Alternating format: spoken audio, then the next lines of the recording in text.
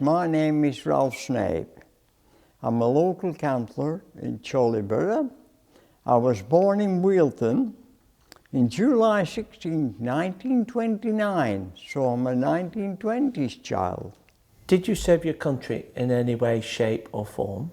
Yes, after the war I was called up and I joined the RAF. And what did you do in the RAF? You were a National Serviceman? Yes, I was National Service, but I was called up and I first went to Paggate in Warrington. Then they transferred me, after kitted out, over to a place called Bridgenorth, where I did all my training, basic training. Beautiful place, Bridgenorth, which I have been back with my dear wife many times. Then they posted me. You either had to be in Bomber Command, Fighter Command, or MU.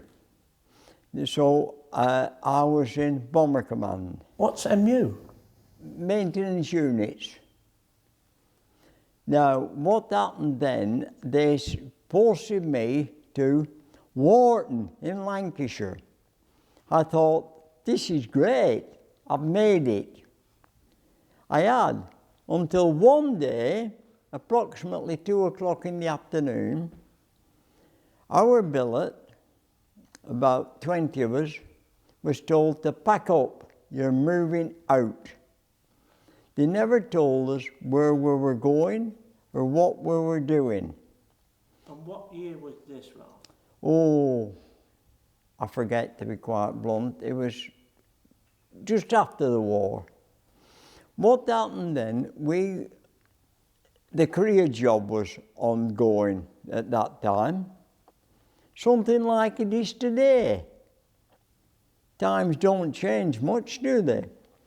What happened then was they took us to Preston railway station on trains and off we went all afternoon. Arriving at London, and they then put us in carriages there to sleep overnight. Morning after, they shipped us off up to a place called Brandon in Norfolk. Then by coaches to an air base called RAF Lakenheath. How long were you there for? I should say about 5 months. 4 or 5 months, something of that nature. Were there any casualties? Yes. I shall never forget, one morning we was going on duty. The American engineers had been working on an engine on a B-29 with arc lamps all night. The crew got on board and set off down the runway, and there was one hell of a bang. It went everywhere, spread all over the airfield. They were all dead, all the crew.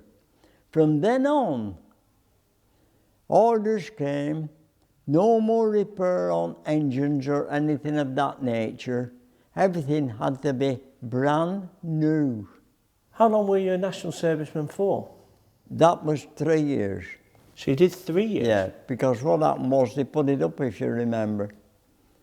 What happened was, after we'd been there them months, they decided that things were easy enough, and they sent us back to Wharton. One day, one weekend in Wharton, I came home on leave, and on the Sunday night, I went to St Bede's at Whitley Woods, dancing Sunday night, and I met a young lady. I started going out with that young lady. I married her. And we ended up as actually Mayor and Mayoress of Chorley, that same lady from St Bede's. And your father, he was gassed in the First World War? My father was in the King's Liverpool Regiment. He was only 16 and he lived in Higher Wealton. And him and a man called Jim Holt walked to Chorley to join the pals. But they wouldn't have him. He was too young at 16, so they actually walked and thumbed the lift to Liverpool and they took him.